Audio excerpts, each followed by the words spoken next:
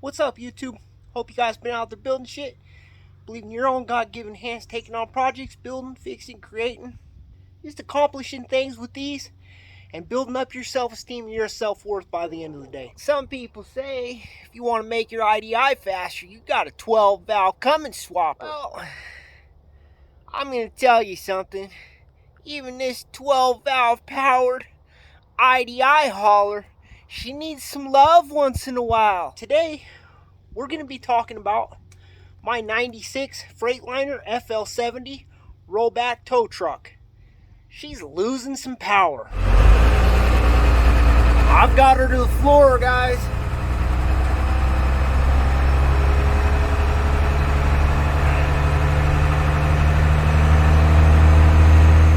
If you have a loss of power in your diesel truck, especially this 5.9 Cummins, I'm going to show you kind of the order of things that I start. First and foremost, how long's it been since you changed that fuel filter there? You might want to put a new fuel filter in there and make sure she's getting enough fuel. The next thing that I've checked on this is I went ahead, I removed this fuel line that comes from the tanks, and I backed this fitting out. And behind that, you're going to find a screen. Make sure that screen is clear of debris. I found a lot of RTV and stuff covering mine. The next thing that I checked and that I replaced actually is up here on this fuel return line. You're gonna have this fitting, and that's called an OFV, or overflow valve.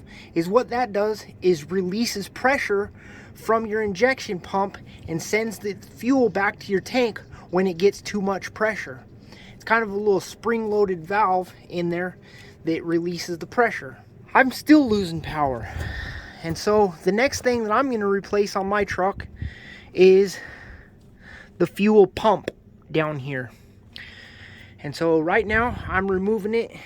I've got 10mm wrench, and I'm taking out the bolts, and I'm going to undo the fuel lines. We got this one that comes in, so I got this first one off there, and then once I pull the pump, I'll remove this fitting, and I'll show you guys inside of here the screen that I'm talking about. But now I'm going to get this line that goes up to the filter housing pulled out. So I'm using a 14mm wrench on the line side, and then the bigger adjustable wrench to hold that bigger fitting there, so that when I twisted the top one, it didn't back the bottom one out too. So that's what started it first happening, and I'm hoping that I caught it in time and didn't break my line. I ended up pulling my fuel filter off just to give me a little more room down in here. Then I pulled this fitting out, which goes to the hard line up to the filter housing. Man, that was not easy, and that's a long fitting. A lot of them aren't that long, don't get that deep down in, but got it finally. So now I've got a bolt on this side and one on the other side. They're 10mm to actually pull the pump. So I got old Krusty out of there. It actually only had one gasket between it and this spacer plate. No gasket between the spacer plate and the engine. Might have been one of the places I'm getting a lot of oil leaking out of the bottom of this truck. But here's the new pump. So I'm going to get this moved over. I don't think that I need to move that over because it's already that same fitting. So I got these fittings out of here. I just want to show you that screen that I was talking about earlier. And it's covered in gunk again from my fuel tank. So that might have even been the reason why my truck is losing power, is that gunk up against that screen. But I had already cleaned this once, so I didn't really think that I needed to again. Either way, we're going to have a new fuel pump now. So the new pump, as you see, it's got its own screen in there. So we'll have a clean, clear screen when we put it back together. This rubber plunger being cracked like that kind of shows the age of this fuel pump anyways, so even if it was all that gunk in there causing my fuel issue, it's probably a good thing that we're updating and replacing this pump. When you're working on stuff, remember guys, no pain, no gain. When they say blood, sweat, and tears went into this project, they probably mean it. I don't know if you guys can see that nick out of the side of this fitting, and it's pressing in right there, so I know this isn't gonna seal properly. So when I slipped and messed up my hand, I also messed up my brass fitting, so I'm gonna have to get a new one of these before I put this back together. Not one thing, it's another. Alright guys, so went to Home Depot and I found a fitting that isn't marred up, and then I also bought a spacer kit and the stud kit.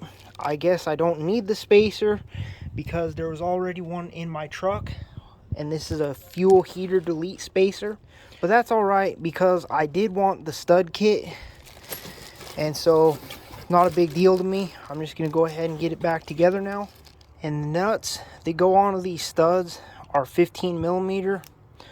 I just went ahead and tightened it down against the blank part of the stud, and I'm gonna tighten these into the block. And these are supposed to make it a lot easier to assemble this whole setup because you're just pushing on your gasket, then the spacer, then the gasket, and then the fuel pump, and then just getting the nuts threaded on to the studs versus trying to hold all that together and getting a bolt through all of it at once. And I guess I'm wrong. These studs are too big, so we're going to be using the bolts again.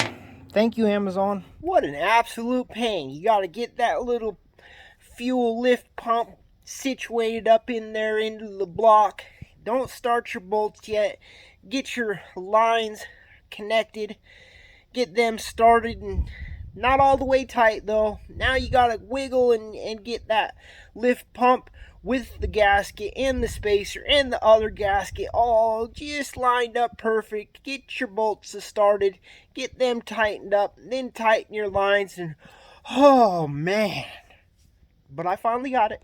So we got the new filter here. I'm gonna go ahead and get it out and get the plastic peeled. Go ahead and fill this filter with some automatic transmission fluid and some diesel clean, and I'm gonna fill it from these outsides, and so that it filters itself as it fills. Now, I don't know if you guys ever have one of those days where everything's just not quite going right. That started about yesterday when I bent that fitting and the stud kit didn't fit.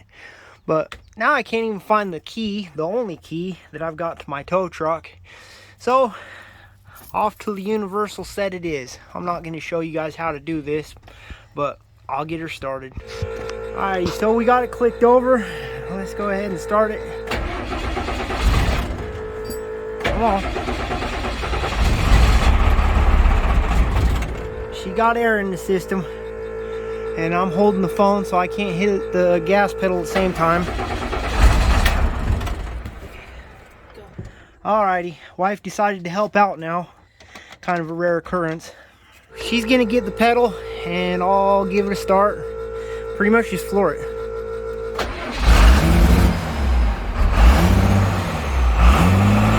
That's good. Thank you, babe. Gotta get the air out of there after you change the fuel pump, filter, etc. Get out onto a back road and hammer down, see what happens.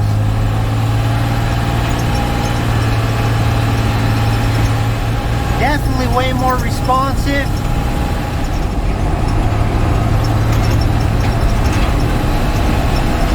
Gets right back into boost when I let off the throttle and then get back on it. It's running way better, guys. I don't know where those black marks came from, but somebody must have done a couple real good burnouts.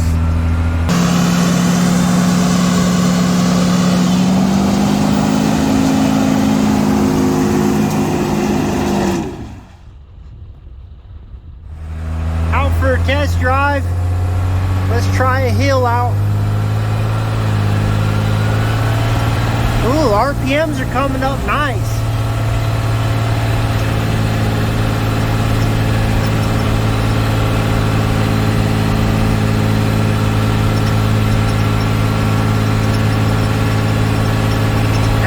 Remember, it's not a race truck. She's a rollback.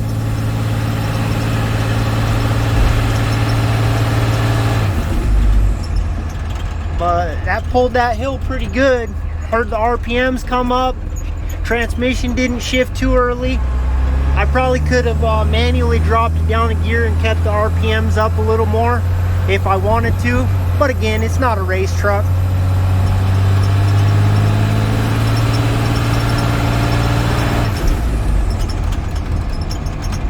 Getting up there into boost pretty quick. Definitely doesn't sound like she's starving for fuel anymore. The IDI hauler, she's running better, guys. For the savvy observer that follows the channel, yep, that's a new IDI truck.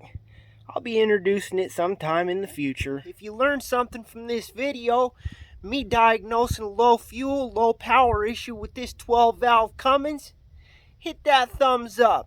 You want to see more content? Me fixing up these old diesels? Hit that subscribe button. Till next time, believe in what God gave you. Use your hands. Take on some projects. Build, fix, create. Do some artwork. Do something productive today that when you look back at it, by the end of the day, you feel good about yourself. You build up your self-esteem. You build up your self-worth. Till next time, keep building shit.